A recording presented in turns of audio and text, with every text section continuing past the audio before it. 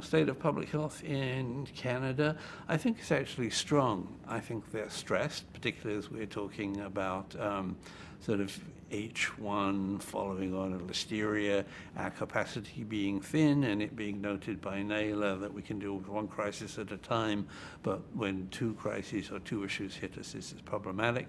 But I do think that we have a high level of visibility, that we have opportunities to move forward, that we've never actually been as strong from a sort of scientific perspective or had sort of such a sense of regrowth or rebirth.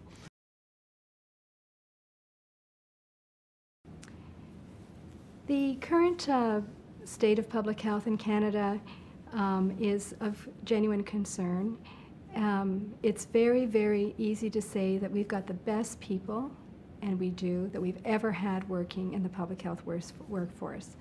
The best educated, those with very serious use of the evidence and with good intent.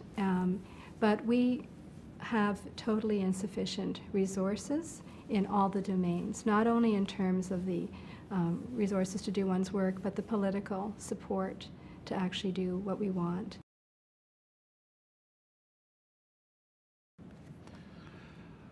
I think the public health sector in Canada right now is at a crossroads, because we went through a period when public health was really falling apart, and that culminated in the SARS outbreak and several other outbreaks, and that led to the NAILA report and to the requirement to really reinvigorate public health. And to some extent we've done some of that, but if you look at where public health sits within the hierarchy of the health authorities, and by and large now it's moved within health authorities, it's still a bit player. It's still around 3% of the budget. It still doesn't get a lot of respect. It's still raided for its funds when the acute care sector needs it. It's a constant struggle. We have high levels of inequality, and of course high levels of inequality increase the burden of disease, increase the burden on the healthcare system, as well as, of course, making a lot of people sick and miserable and unhappy, and resulting in a lot of premature death.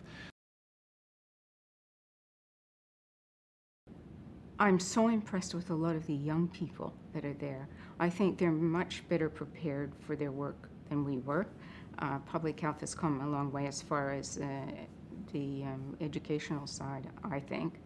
And they're so committed and enthusiastic that I think there are a lot of great future leaders there, for sure.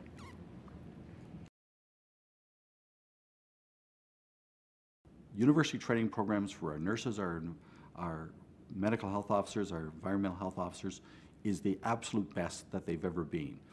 The quality of people that they're turning out, and that younger people than we used to have in public health, is really making it a great thing. So I think public health today is at a great peak, and I think it will simply continue as it gets recognized for AIDS, for SARS, and for H1N1, that it is a highly professional part of the medical nursing continuum.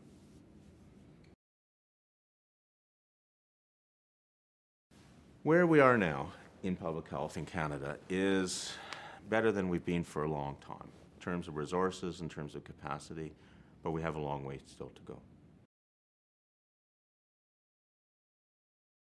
I think the greatest need today in public health is for resource reallocation. I'm actually very fatigued to see us here in 2010 spending so little resource on public health. When you look at a health envelope and you say 2% of the monies we spend in the health system, we spend on public health, you know that there's an issue, that there's a problem. We have evidence of what we can accomplish if we were comprehensive, coordinated, and thoughtful about how we encouraged and provided capacity to people to remain healthy. And yet, for some reason, we've been unable to move this mark so that we actually empower people to make the decisions they need to make in order to remain healthy. And I don't see this as a personal choice issue. I see it as an issue of the environment that we've created and how do we empower people to understand how to interact with that environment. It's interesting, I think, to see that Canada, in terms of oral health, is quite well respected internationally. We're presently the chair of the International Chief Dental Officers, which is the World Dental Federation, has about 140 chief dental officers. And for some reason, they seem to like Canada. Either that or nobody else wants to do the job. But it's nice to have our office at Health Canada part of that and chairing that group. It's a 1-year renewable term, and actually this is our 4th year we've been asked to do it. We're still the second sister in the healthcare system. We're still underfunded. And historically, public health has always been, when there's an epidemic, the money is there. When the epidemic is over, the money is gone. There's never been a really good understanding in the political arena and even in the public arena of the importance of a strong public health system. So we've got a ways to go. We've made some progress for sure, but clearly we've got a ways to go.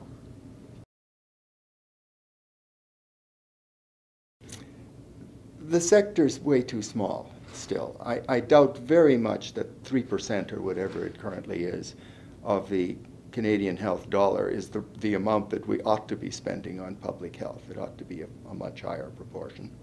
And that's probably reflected in some of the problems we're having in dealing with a big problem like the H1N1 that is currently upon us. The sector's always under strain. It's not big enough. But as far as I think you said the professionals, it's way better than it was. I got into this field now roughly 40 years ago.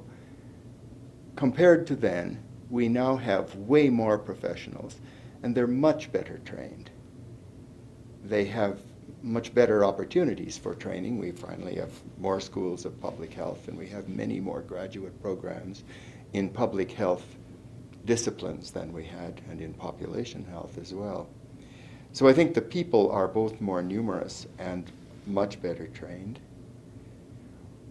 We have vastly better health statistics. When I started 40 years ago, the only information we had on, the only survey data we had on the health of the population was something called the Canada Sickness Survey of 1950-51.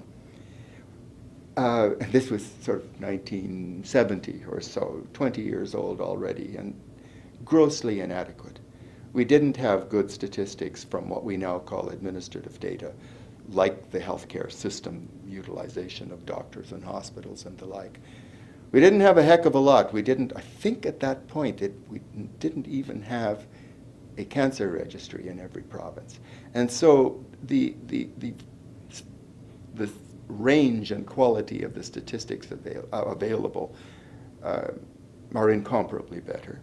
And we also have the Public Health Agency federally and in several provinces. So organizationally, I think we're stronger.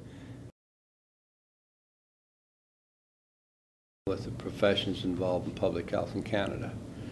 I was blessed as a CPHA for the Canadian Public Health Association to have several thousand members in the association who were public health professionals who belonged to the association.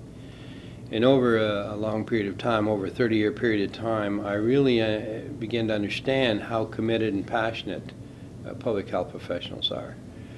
We had professionals who left their jobs and agreed to work in committees and advisory programs and strategic programming, not only in Canada but throughout the world in some of the most difficult areas, addressing AIDS issues and capacity issues of rebuilding organizations. And this is free time given to them. They are the best in the business of public health professionals. I have tremendous respect for those people who decided to choose to work in public health. It certainly isn't the most financially rewarding position in the health sector, but the satisfaction that individuals get in public health individually is most rewarding, and I have tremendous respect for public health professionals. They are really the true professionals in the country in the health sector.